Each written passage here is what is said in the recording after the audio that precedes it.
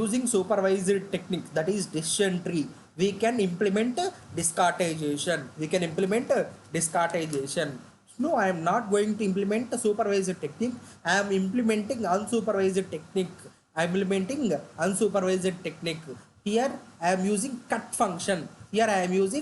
Cut. So cut is an discrete describe discretes the attributes into number of bins with similar interval widths. Okay na? Q cut. One technique is unsupervised technique is cut. Second one is Q cut. See here. Here I am using PD dot cut off data set of clump thickness comma 4. What it is representing? I am cutting our data into 4 equal halves. I am cutting our data into 4 equal bins or buckets. I am cutting our data into 4 equal bins or buckets. What this cut function will tell us? Cut function will cut with equal interval. See, so the ranges from 1 to 3.25. If it is from 1 to 3.25 range, how many are there? There are 303. There are 303 values between 1 and 3. So if you count this 1 and 3, if you count all this, you will get 303. How many are there in between 3 and 5.5, 3.25 and 5.5? That is 209. So as you can see, what cut function is telling? Cut function, as you can see, cut function is cutting the continuous into categorical such a way that all intervals, here see the interval difference, if you minus these two, 3.25 minus 0.991, 5.5 minus 3.25, 7.75 minus 5.5, if you subtract the two, that will be equal. If you use cut function, it discretes the attributes into 4 bins with equal intervals. So as you can see here, it is cutting with equal intervals. Okay now, here this is one discretization technique. It is cutting values with respect to similar intervals, similar interval length. But whereas Q cut is also a technique. It is cutting with it is partitioning into values into 4 bins such a way that each bin is nearly the same number of attributes. As you can see here, they are not bothering about intervals. They are bothering about the same number of instances. See here, 303, one interval. Here we are following exact intervals. One interval is having 303, one interval is having 209, one interval is having 57 instances, one interval is having 120 instances. Here they are only concentrating on one unsupervised technique is only concentrating on interval, length of the interval. Here one unsupervised technique, one discretization unsupervised technique is concentrating on nearly number of instances. So here see 195, 188, 163, 152. See here we are mainly concentrating on number of instances. Cut function, equal intervals. Q cut function, equal number of instances. Okay na? This is about discretization. And one more thing that was left for revision is outliers. Okay na? Outliers. For it is an observed data. It is an observed data which is not similar to other ones. Once wait for a while, I will show you the diagrams that are related for our outliers. As you can see, blocks plot over here. This is for our data set. As you can see, this is a blocks plot. This is called as box. This is this blue line, horizontal line, and 2 vertical lines.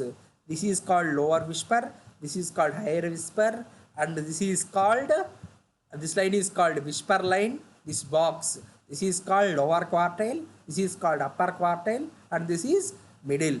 This is blocks plot for our data. if we are having data upper, it is above the upper whisper or lower whisper, then we can say that they are they are having we are having we are having outliers. We can detect outliers using two ways. One way is using z score. One way is using z score. Z score is a signed number of standard deviation by which value of observation or data point is above the mean value of that is which is being observed or measured.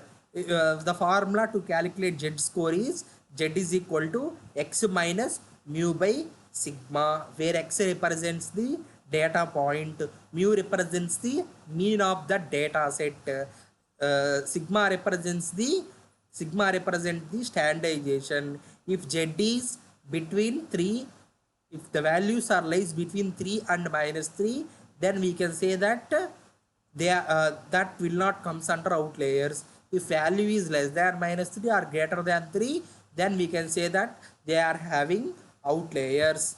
How we can calculate data z score using Python? We can calculate z score by using stats.z-score. This is a library. This is thing that is present in SciPy. SciPy is a library which has that calculation of z score. After calculating, we can calculate z score without having formula also. Data set is x minus x dot mean, x minus mu in the sense data set dot mean by data set dot standard deviation. This is all mean, standard deviation, everything is descriptive statistical analysis. So after calculating z value using formula or using SciPy library, we will have the threshold value of z score is 3, it is between 3 and minus 3. For programmatic purpose, we are converting them into positive values, and we are checking how much are from that is greater than 3, and we are removing that. If the data set this value is having greater than minus 3, what we are doing, we are removing that outliers. This is one technique. There is one more technique available. There is one more technique available to detect and remove the outliers. That is,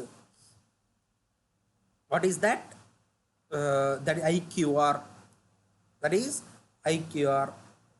See, I will show you the diagram of that IQR. As you can see, there are 5 important parameters for IQR. First one is 25% quartile, 75% quartile, median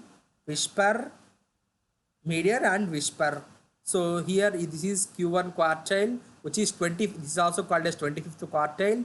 Median, this is also called as Q2 quartile, which is 50% quartile. Q3, which is 75% quartile. So this is called whisper line. This is whisper line.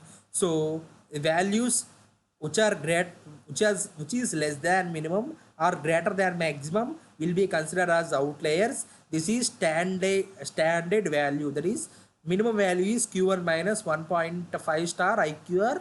Maximum is Q3 plus 1.5 star IQR. These two are standard values. Okay na? These for z score, the threshold value is 3 and minus 3. For IQR, the values are from Q1 minus 1.5 star IQR is the minimum value. Q3 plus 1.5 star IQR is the maximum value. This is what we have implemented here. The same thing is written here, and we had removed the outliers. Okay na? And one thing we have discussed here is tenfold cross validation. So in tenfold cross validation, what we have did is, let me show you that tenfold cross validation diagram, in which it will be very easy for us for discussing. Okay na? See, here we are taking the data. Here normal things we are dividing them into training data and testing data.